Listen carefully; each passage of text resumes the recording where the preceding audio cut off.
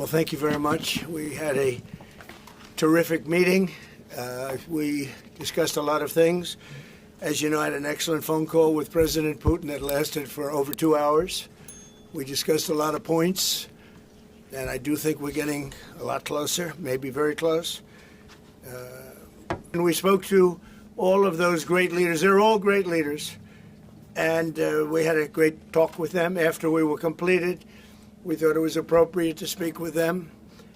And our meeting was excellent. We covered, somebody would say 95%. I don't know what percent, but we have made a lot of progress on ending that war, which is really certainly the most deadly war since World War II, probably the biggest war since World War II. First of all, I would like to thank President Trump for a great meeting at this amazing place in his home in Mar-a-Lago. And we had a really great discussions on all the topics, and we appreciate the progress that was made by American and Ukrainian teams in these recent weeks. And we discussed all the aspects of the peace framework, which includes, and we have great achievements, 20-point peace plan, 90% agreed, and U.S. Ukraine security guarantees 100% agreed. U.S. Europe Ukraine security guarantees almost agreed. Military dimension 100% agreed. Prosperity plan being finalized, and we also discussed the sequencing of the following actions. And we agree that security guarantees is a key milestone in achieving lasting peace, and our teams will continue working on all aspects. We also had a joint productive call with European leaders, like President Trump said already, and a lot of leaders, including NATO and the EU.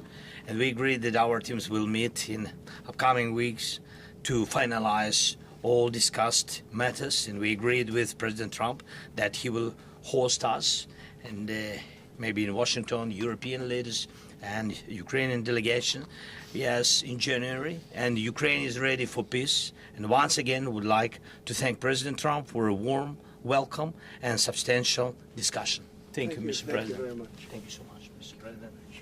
Any questions, please? Mr. President, have you agreed on the so-called free trade zone on Donbass? How to separate the sides? How to make the separation line? Who will be responsible? The word agreed is too strong. I would say not agreed, but we're getting closer to an agreement on that, and that's a big issue. Certainly, that's one of the big issues, and I think we're closer than we were. Probably it's unresolved, but it's getting a lot closer. That's a very tough issue, but one that I think will get resolved. Yeah, please. Well, I think look, you can say 95%, but I don't like to say percentages. I just think we're doing very well.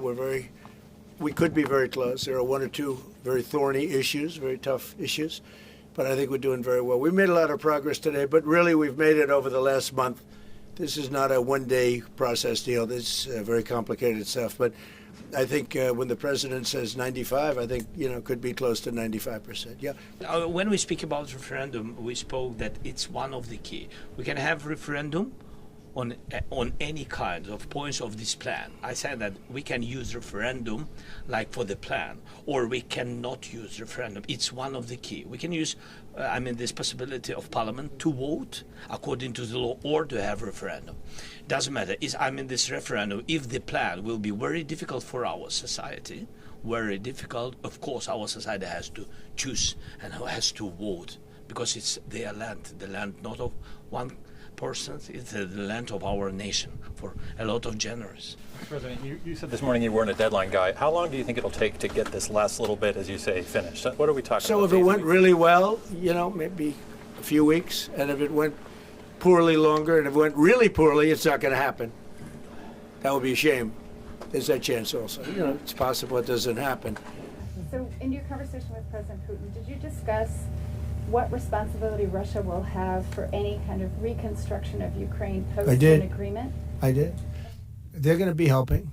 Russia's going to be helping. Russia wants to see Ukraine succeed. It sounds a little strange, but I was explaining to the president, President Putin was very generous in his feeling toward Ukraine succeeding, including supplying energy, electricity, and other things at very low prices.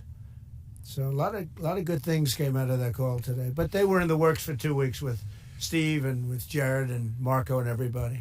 Did Russia agree, or did Putin agree to a ceasefire to allow a referendum to take Not a place? ceasefire, and that's one of the points that we're working on right now. No, not a ceasefire. He feels that, look, you know, they're fighting and to stop, and then if they have to start again, which is a possibility, he doesn't want to be in that position. I understand that position. The president feels strongly about that or something, but I think we're finding ways that we can get around that. But I understand President Putin from that standpoint. You know, you have to understand the other side. And, you know, I'm on the side of peace. I'm on the side of stopping the war. Thank you, sir. And thanks for lunch. I don't know. Was it a good lunch? Yes, sir. There's no lunch. He walked in. He said, "This place is gorgeous." I don't think he wants to go to the White House anymore. That's the problem. I'm ready to go to the White House. I know. It is. The White House is a very special place, and so is this. I hope you enjoyed it. Thank you very much. So much. Thank you, sir. Thank you, sir. Thank you. Thank you.